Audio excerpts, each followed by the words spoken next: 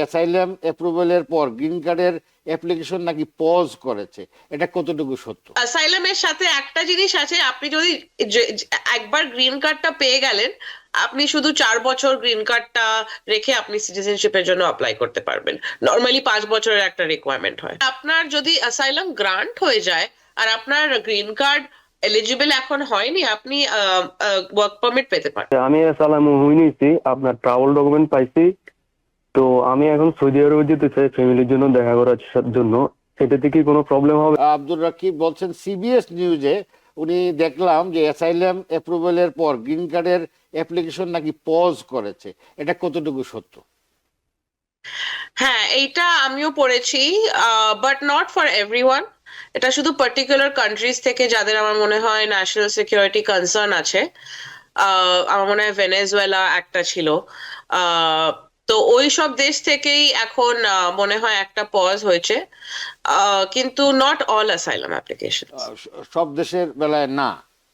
না। আচ্ছা, উনি আরো বলেছেন যে আমি অ্যাসাইলাম অ্যাপ্রুভ হওয়ার পর অ্যাপ্লাই করেছি, এটা কি আসলেই পজ করেছে? আপনার তো বাংলাদেশ থেকে আমার মনে হয় না পজ করেছে। ঠিক আছে, ধন্যবাদ আপনাকে। একটু উনি স্বস্তির আশ্বাস পেলেন। হুম। রকিব ভাই, আশা করি আপনি আপনার উত্তর পেয়েছেন। আমরা আরো প্রশ্ন নিব, আমাদের টেলিফোনে দর্শকরাও থাকতে পারেন, ওনাদেরকেও আমরা নিব। আর অ্যাসাইলেমের ব্যাপারে আমি অ্যাসাইলেম ব্যাপারে একটু কনসার্ন, যেহেতু অ্যাসাইলেম আমরা জানি গত কয়েক বছরে প্রচন্ড প্রচন্ড রকমের প্রেশার অ্যাসাইলেম অ্যাপ্লিকেন্টসের জন্য, এবং পেন্ডিং কেসগুলো রয়ে গেছে। এখন এই যে নতুন ট্রাম্প অ্যাডমিনিস্ট্রেশন আসার পর থেকে অনেক কিছু আমরা দেখছি পরিবর্তন হচ্ছে ইমিগ্রেশনের পপলাইনে, এমপ্লয়মেন্ট, জাজেস হ্যাজ বিন রিমুভড। তো এখন এদের ভবিষ্যতে আমরা কি দেখতে পারি? মানে এরা যে এই গ্রিন কার্ডের অপেক্ষা আছে, কারো ইন্টারভিউ অপেক্ষা আছে, আপনি কি মনে করেন এজ এন অ্যাটর্নি? আর আপনারা যেহেতু ইমিগ্রেশন ল ওয়ার্ল্ডে আছেন, আপনারা কি মনে করছেন আর আলটিমেটলি এটা কি হতে যাচ্ছে? মানে হোয়াট ইউ ফোরসি, আপনি কি দূরদর্শী কি দেখছেন দুর্ঘটনা? হ্যাঁ, এখন তো ন্যাচারালি স্লো চলছে, কেননা অনেক স্টাফিং মানে শর্টেজ আছে, আর আগেও ছিল। বাইডেনের সময়ও স্টাফিং শর্টেজ ইমিগ্রেশন কোর্টে ছিল। তো ওই জন্য এখন শুধু এন্টায়ার প্রসেসটা আর একটু স্লো চলবে। আর গভর্নমেন্ট এত মানে ফরগিভিং হয়তো হবে না, মানে বাইডেনের সময় লিস্ট ডিসমিসাল কেস, নিজের একটা ডিসমিস করার একটা উপায় ছিল। তো ওই উপায়টা এখন আর কি কমে গেছে। জি জি, ধন্যবাদ। এখন আমরা যেগুলো জানলাম, আমরা জানতাম যে এখনো বোধহয় এটাই আছে, you must be knowing better than all of us, যে আফটার অ্যাপ্লাইং আপনার আপনার অ্যাসাইলাম কেস, 4 থেকে 5 মাস সময় লেগে যায় গ্রিন কার্ডের আবেদন করার জন্য, নাকি? আপনি উইদিন 1 ইয়ার এলিজিবল, জি, বাট আর উইদিন ইউজুয়ালি 2 ইয়ার্স 5 মান্থস আপনাকে 6 মান্থস। অ্যাপ্লাই করতে হবে। আচ্ছা আচ্ছা আচ্ছা, তো এখনো কি ওইটাই আছে, 5-6 মাস পরে আপনি অ্যাপ্লাই করতে পারেন গ্রিন কার্ডের জন্য, এই ধরনের কিছু? ইউ ক্যান অ্যাপ্লাই, বাট আপনি এলিজিবল হবেন না। আচ্ছা আচ্ছা আচ্ছা, তাহলে এলিজিবিলিটির লিমিটটা মানে কদিন পরে? 1 ইয়ারের পরে আপনি এলিজিবল হবেন। কিন্তু অ্যাসাইলামের সাথে একটা জিনিস আছে, আপনি যদি একবার গ্রিন কার্ডটা পেয়ে গেলেন, আপনি শুধু 4 বছর গ্রিন কার্ডটা রেখে আপনি সিটিজেনশিপের জন্য অ্যাপ্লাই করতে পারবেন। নর্মালি 5 বছরের একটা রিকোয়ারমেন্ট হয়। আচ্ছা আচ্ছা আচ্ছা, বুঝতে পারছি বুঝতে পারছি। আর ওয়ার্ক পারমিট বা সোশ্যাল সিকিউরিটি, এগুলো বোধহয় 5-6 মাসের ভিতরে চলে আসে, নাকি না? হ্যাঁ, হ্যাঁ। আর আপনার যদি অ্যাসাইলাম গ্রান্ট হয়ে যায় আর আপনার গ্রিন কার্ড এলিজিবল এখন হয়নি, আপনি ওয়ার্ক পারমিট পেতে পারবেন।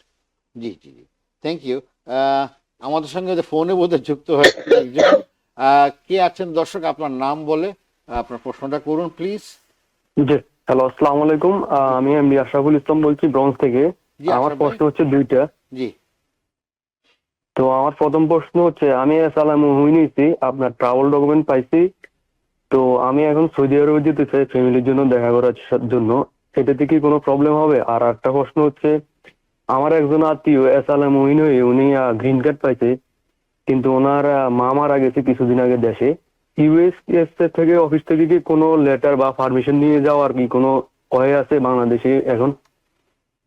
ঠিক আছে, বুঝতে পেরেছি ভাই, ধন্যবাদ ভাই আপনার প্রশ্নের জন্য। হ্যাঁ। নিকি এবং জি, জি, রঞ্জা বলে দুজনে দিচ্ছি, আপনারা বুঝতে রঞ্জা। পেরেছেন। হ্যাঁ, একটা উনি হচ্ছে উনি বলছেন, সৌদি আরব যেতে চান। জি, উনি বলছেন প্রথম ওনার প্রশ্ন হচ্ছে কংগ্রেচুলেশন আপনাকে, উনি অ্যাসাইলাম উইন করেছেন, অ্যাপ্রুভ হয়েছে এবং উনি ট্রাভেল ডকুমেন্টও পেয়ে গেছেন। তো উনি তো আসলে দেশে যেতে পারবেন না, তাই উনি সৌদি আরবে যেতে চান, ওখানে ওনার ফ্যামিলির সাথে উনি দেখা করবেন। এটাতে কোনো সমস্যা হবে কিনা, এটা একটা প্রশ্ন। আর দ্বিতীয় প্রশ্ন হচ্ছে ওনার একজন বন্ধু, উনিও অ্যাসাইলামে উইন হয়ে গ্রিন কার্ড পেয়েছেন, এখন ওনার মা মারা গেছেন, এখন এটা কি কোনোভাবে এমবাসির থ্রুতে পারমিশন নিয়ে উনি দেশে যেতে পারবেন কিনা?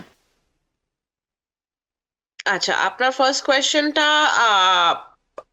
অন্য কোনো ফ্যাক্টস না জেনে আপনার কেসের ব্যাপারে আমার মনে হয় আপনার কোনো প্রবলেম হবে না আপনি যদি সৌদি আরবিয়া গিয়ে যান। আর আপনার সেকেন্ড কোয়েশ্চেনটা আমি একটু বুঝতে পারলাম না নাকি, অ্যাসাইলাম। মানে প্রশ্ন হচ্ছে উনি অ্যাসাইলামের থ্রুতে গ্রিন কার্ড পেয়ে গেছেন, এখন ওনার দেশে মা মারা গেছেন, এখন উনি কি কোনোভাবে দেশে যেতে পারবেন পারমিশন নিয়ে?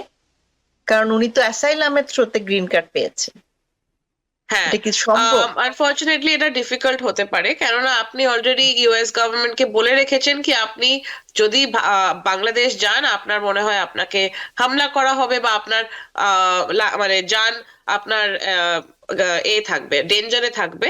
তো এটা ইউজুয়ালি রেকমেন্ড না, বাট আপনি একটা লয়ারের কাছে গিয়ে কথা বলুন, ওরা হয়তো কিছু আপনাকে আর একটু বেটার অ্যাডভাইস দিতে পারবে। নিউ ইয়র্ক থেকে সম্প্রচারিত TVN 24 টেলিভিশন, বিশ্বজুড়ে বাঙালির কণ্ঠস্বর।